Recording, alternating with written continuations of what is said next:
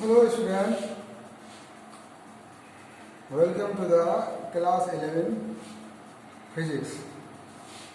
So in the last video we have seen the concept of point charge, point object, then distance and displacement. Today we will discuss about the speed. This is the name of the chapter is motion in straight line. Motion in a straight line. Straight line. So just we will see the speed. Yeah. In class 9 we have seen the definition of the speed, that is the distance traveled. Distance traveled by total time. Time taken.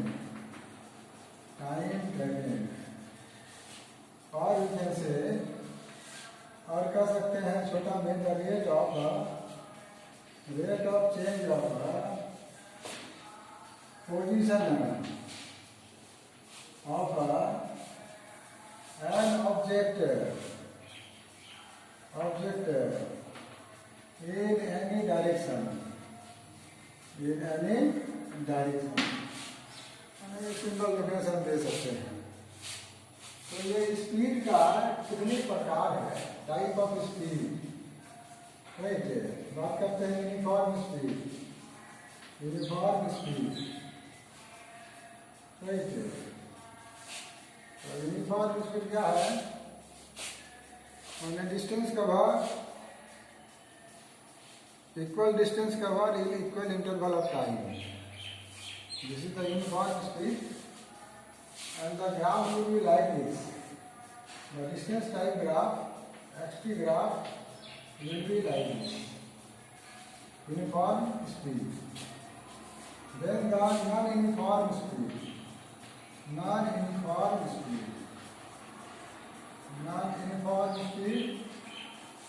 And the unequal distance covered in equal interval of time. So graphically we will show like this. Graphically इस line को दिखाएंगे. xt graph will be like this. This is the graphical representation of motion of a car which moves in non-uniform speed. Now we will talk about the average speed. Average speed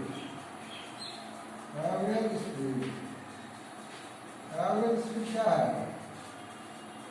The total distance divided by total time taken. Average speed हम लोग इस तरह निकालते हैं. ये सारा definition 9 में भी हम लोग देखे हैं.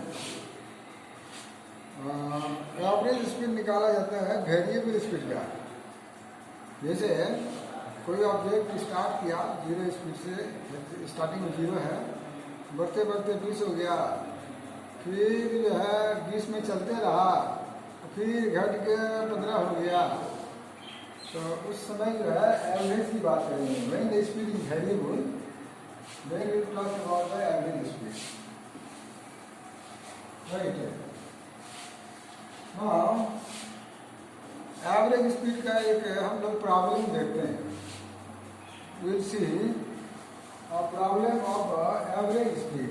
एक सिचुएशन लेते हैं. सिचुएशन क्या है? ये स्ट्रेट लाइन है.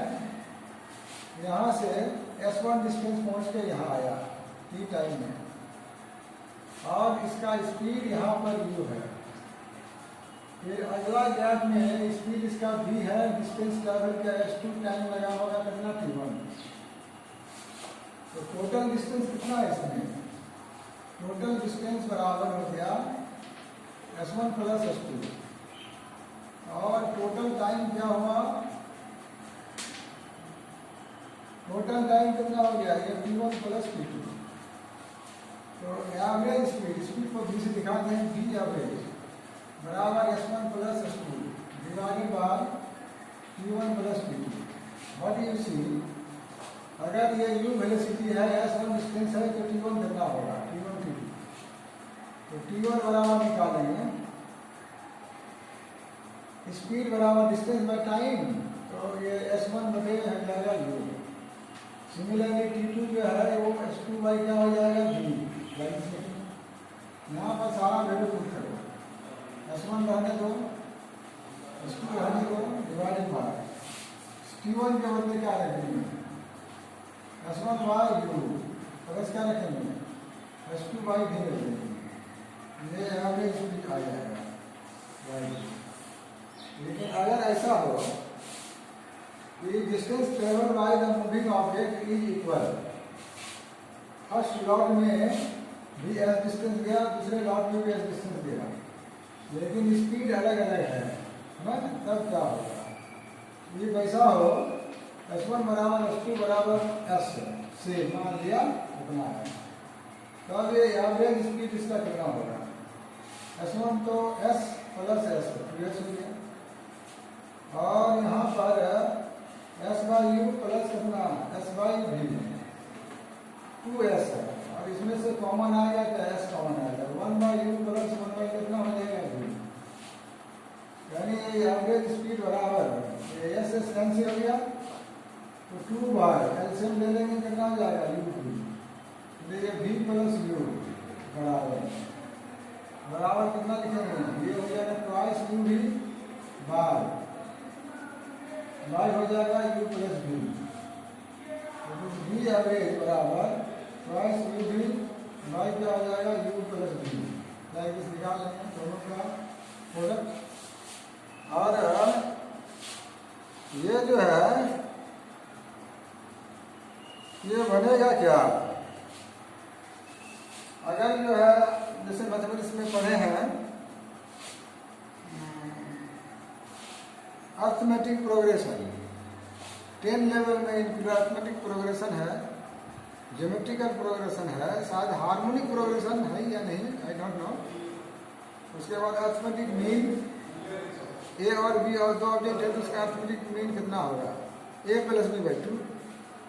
ज्योमेट्रिकल मीन कितना होगा, root under A B.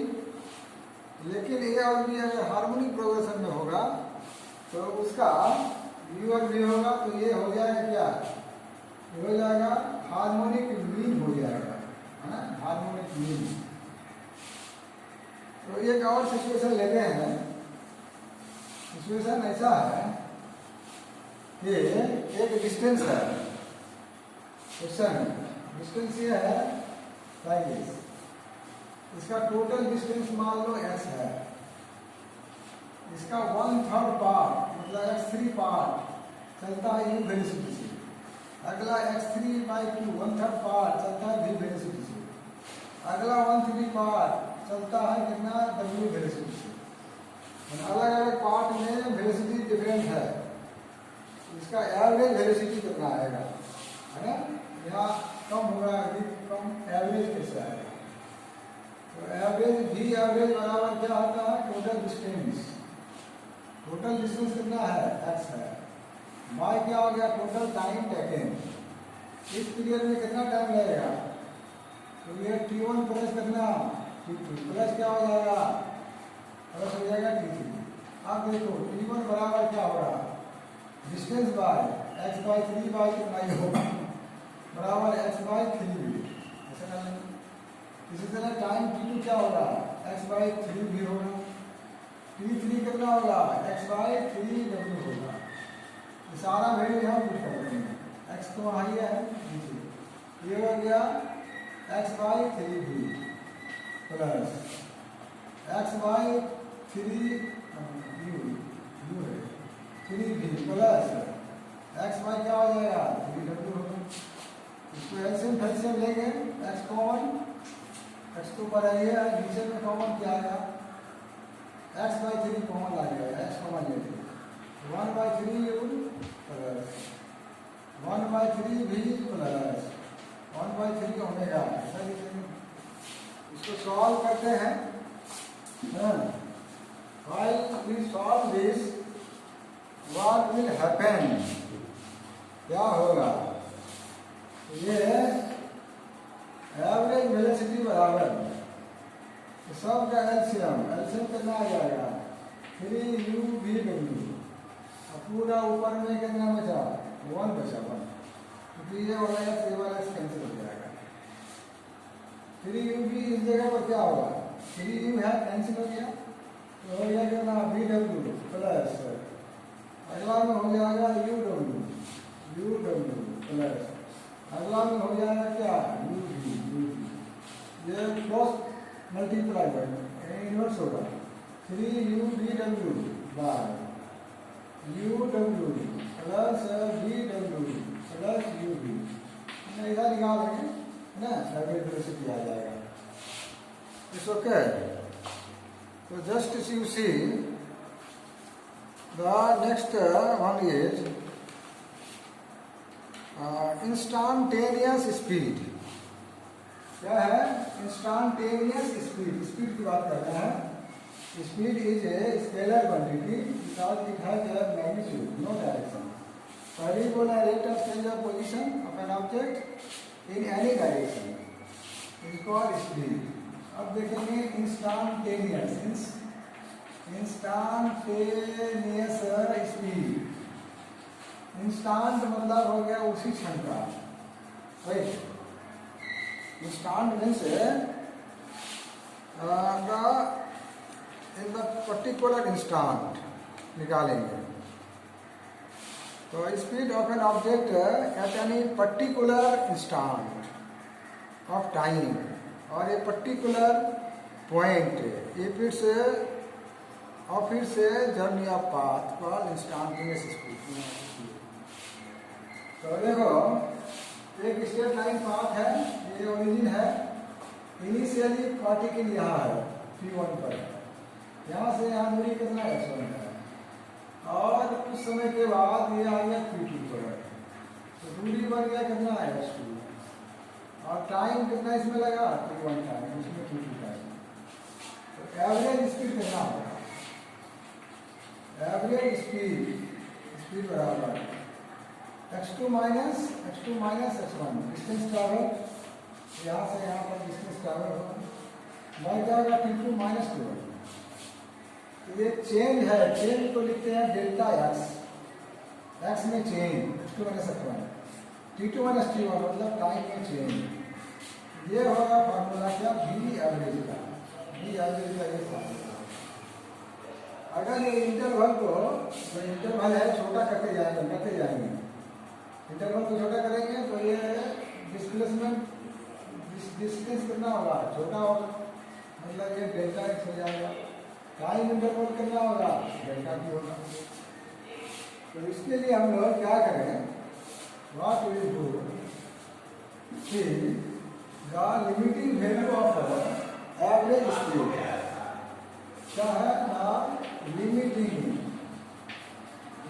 Value of average speed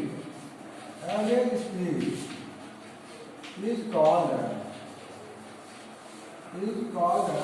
instantaneous speed। Instantaneous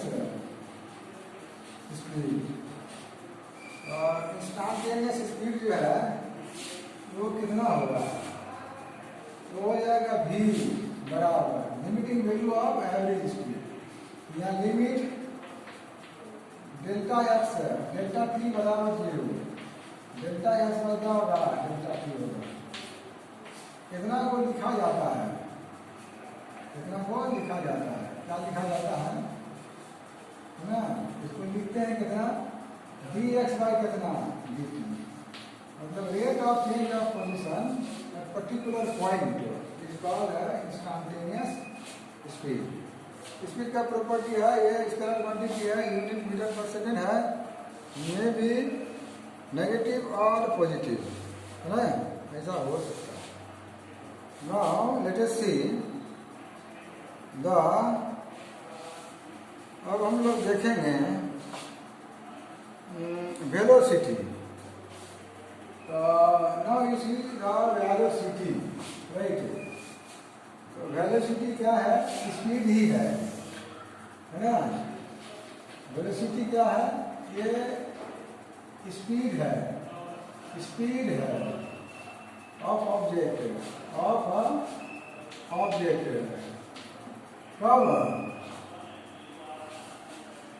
है ना, इन a पर्टिकुलर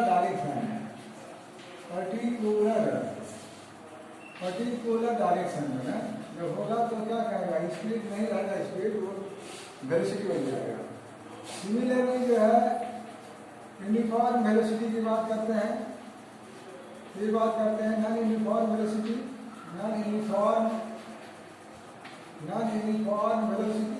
और uniform velocity like is with है।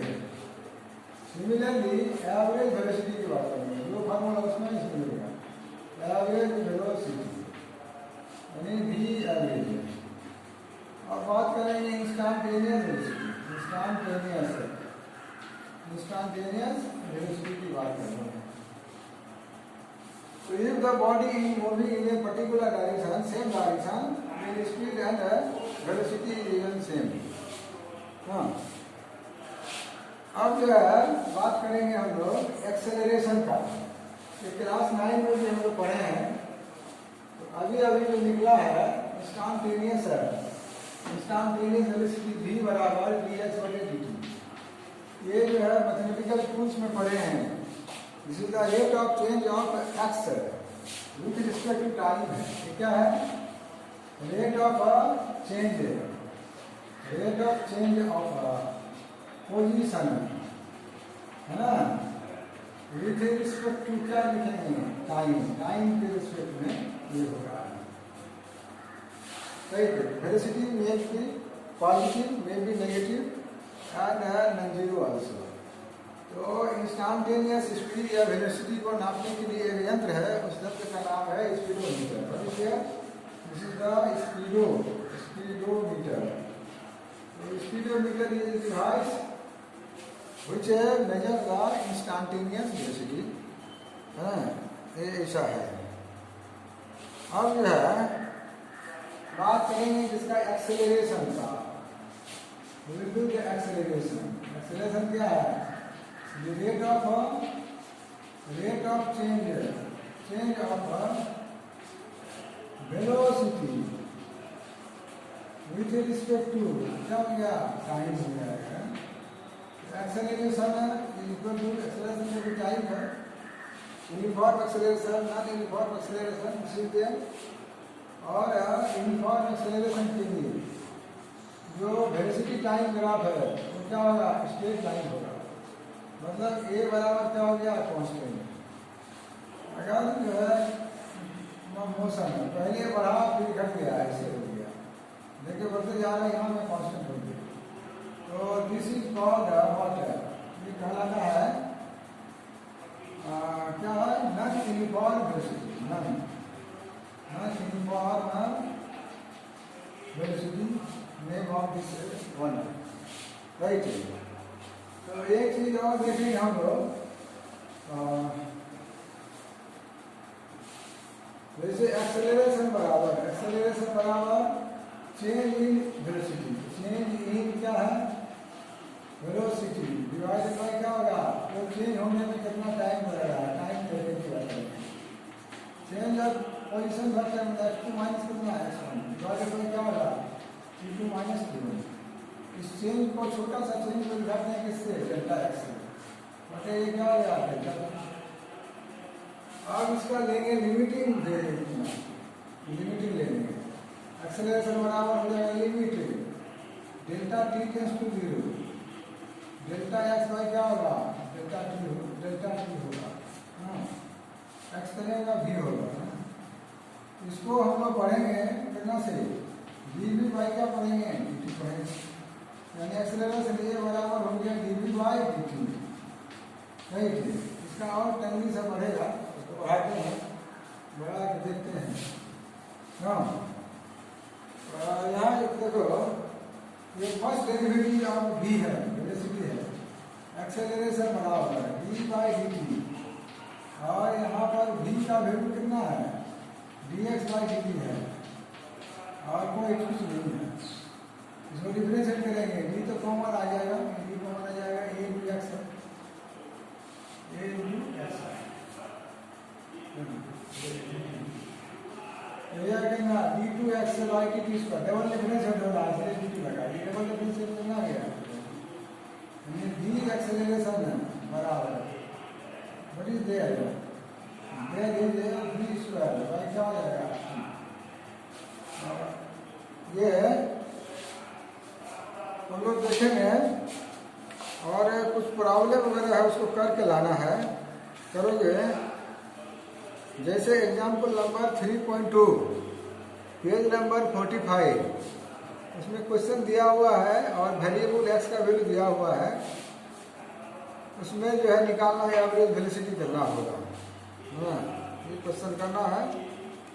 बाद बाकी और एक एग्जाम्पल है, एग्जाम्पल नहीं थ्योरी में मिक्स है, उसको देख लेना है। और कुछ ग्राफ जो है 48 में है, उसको भी देखना है।